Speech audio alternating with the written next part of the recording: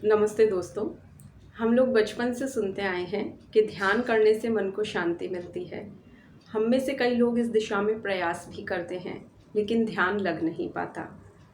आचार्य रजनीश का कहना है कि ध्यान एक स्वतः होने वाली प्रक्रिया है, अपने आप होगी, लेकिन बाहरी वातावरण भी कहीं कुछ तैयार करना पड़ता है।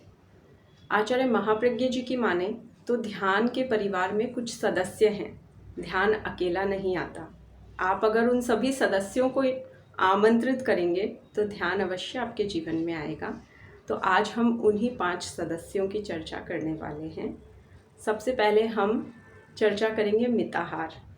मित आहार मीन्स अपनी भूख से थोड़ा कम खाएं, संतुलित आहार लें और सही समय पर लें और सही भावना के साथ लें, शुद्ध भावना के साथ। क्रोधवश ना खाएं, बहुत ही आनंद से भोजन ग्रहण करें। ये है मिताहार। दूसरा है मित भाषण, मधुर बोलना। किसी को मन वचन कर्म से ऐसे कटु शब्द ना बोलें।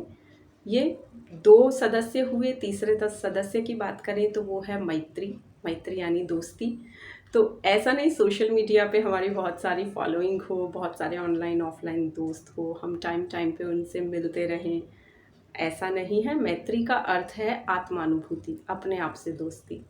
और बाकी सब में क्या देखना है कि जो ईश्वर मेरे अंदर है, जो परमात्मा मेरे भीतर है, वही हर आत्मा में है। ये है सही मैत्री की परिभाषा। चौथा सदस्य है प्रतिक्रिया विरति।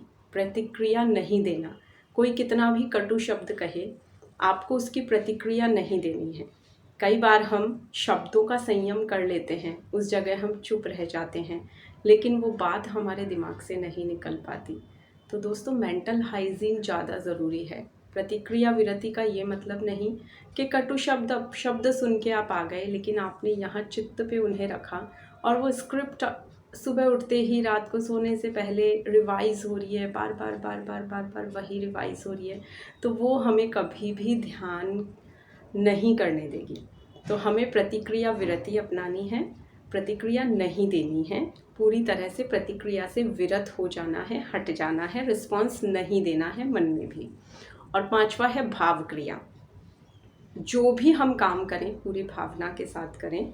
ऐसा ना हो, कई बार स्टूडेंट्स के साथ होता है, बैठते क्लासरूम में है, दिमाग कहीं और रहता है। टीचर ने क्या पढ़ाया, अगर वो फीडबैक ले तो बच्चे बता ही नहीं पाते। कई बच्चे तो चैप्टर का नाम तक नहीं बता पाते।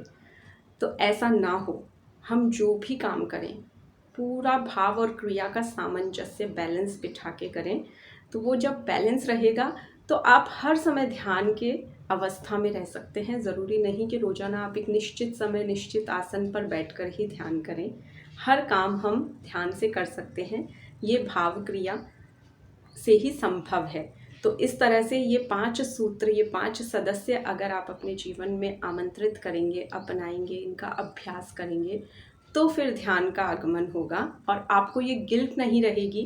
कई बार हम बहुत गिल्ट फील करते हैं कि मैं इतने साल से प्रैक्टिस में लगी हूँ, मुझे आज तक ध्यान नहीं हुआ। आखिर होता क्या है ये ध्यान?